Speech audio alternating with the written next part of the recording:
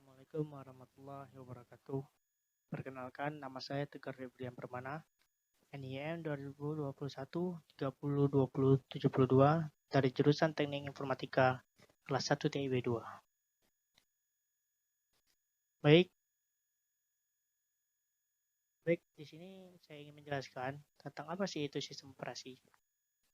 Sistem operasi adalah sebuah sistem perangkat lunak yang mampu mengelola sumber daya dari software dan hardware agar dapat berjalan dengan baik, serta memudahkan proses interaksi dengan pengguna atau user. Hubungan antara operasi sistem dengan komputer ini dapat kita ibaratkan seperti sebuah kendaraan bermotor dan bahan bakar di mana tanpa adanya bahan bakar, maka kendaraan tersebut tidak akan bisa berjalan dengan semestinya. Sama halnya dengan sistem operasi, apabila sebuah komputer tidak memiliki perangkat sistem, maka komputer tersebut menjadi tidak berguna atau tidak dapat digunakan dengan semestinya.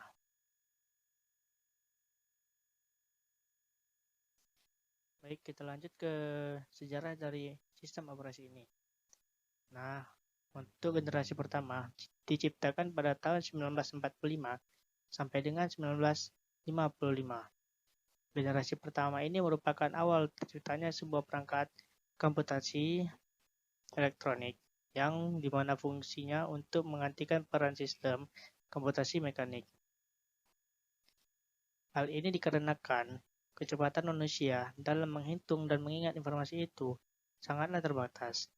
Oleh karena itu, dalam generasi ini terbentuklah sebuah sistem komputer yang memberikan perintah atau instruksi agar dapat mengerjakan secara cepat. Lanjut ke generasi kedua pada tahun 1955 sampai dengan tahun 1965. Pada generasi kedua, ada sebuah gagasan baru yang diberi nama Batch Processing System, yaitu pekerjaan yang dilaksanakan secara real-time dalam satu rangkaian yang saling berurutan. Di generasi kedua ini, belum menggunakan sistem operasi khusus, hanya saja menggunakan fungsi dari operasi sistem yang dinamakan MIPSys dan VMS. Selanjutnya di generasi ketiga pada tahun 1965 sampai dengan 1980. Nah, generasi ketiga ini sudah mulai terbentuk. Nah, generasi ketiga ini sudah mulai masuk ke dalam perkembangan yang cukup advance, di mana sistem operasi itu sudah digunakan sekaligus untuk kebanyakan kebutuhan. Nah, untuk generasi ketiga ini sudah mulai masuk ke dalam perkembangan yang sudah cukup advance ya, di mana sistem operasi itu sudah digunakan sekaligus untuk banyak kebutuhan. Contohnya, untuk melakukan komunikasi secara online sehingga dapat mendukung proses multi-user dan multi-programming. Selanjutnya generasi yang keempat pada tahun 1980 sehingga sekarang. Selanjutnya pada generasi keempat pada tahun 1980 hingga sekarang.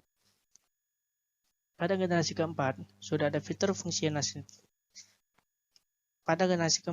ada fitur dan fungsionalitas yang digunakan oleh sistem operasi. Ini yang lebih baik dari zaman atau dari era yang sebelum, yang mana grafik ini lebih baik dari zaman atau dari era yang sebelum, yang mana graphical user interface menjadi keunggulan utama untuk memberikan pengalaman yang lebih baik dengan proses interaksi yang berjalan dengan lebih mudah.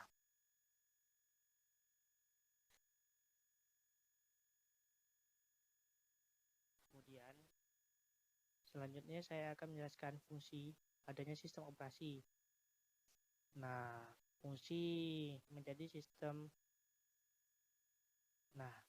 jadi fungsi sistem operasi ini ada 4. Yang pertama itu ada memori manajemen. Manajemen memori ini juga terbagi menjadi 2. Yang pertama primary memory, yang kedua main memory. Yang mana primary memory itu adalah kebutuhan penyimpanan yang diutamakan seperti RAM, sedangkan memori itu merupakan penyimpanan yang kita dapatkan.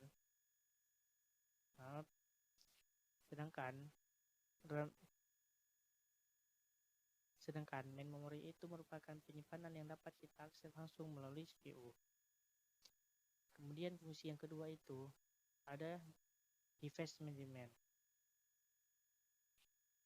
yang fungsinya untuk mengatur komunikasi antar perangkat melalui setiap driver. Program yang berperan dalam menangani hal ini adalah I/O controller. Selanjutnya itu file management.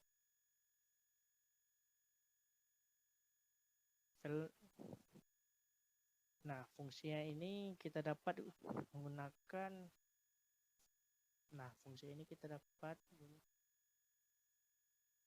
file management. Nah, fungsi ini kita dapat Selanjutnya itu file management. Nah, fungsi yang ini dapat kita gunakan untuk melakukan konfigurasi pada komponen mulai dari tahap awal sampai akhir yang mengatur kebutuhan setiap detail informasi. Kemudian, nggak cuma itu, kita juga dapat mengelola lokasi, fungsionalitas, dan banyak fitur lainnya lagi. Fase pengaturan ini disebut dengan file system yang biasa dimasukkan ke dalam direktori pencarian agar dapat memudahkan penggunanya.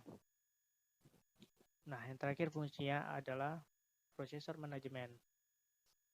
Fungsi yang terakhir untuk mendukung prosesor multiprogramming untuk menentukan fase mana yang digunakan menggunakan prosesor dalam jangka waktu tertentu.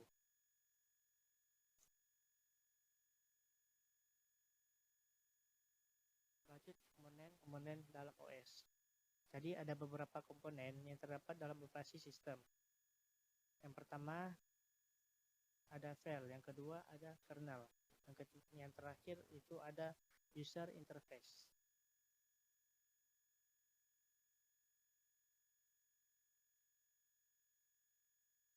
Baik, kita lanjut ke jenis-jenis sistem informasi.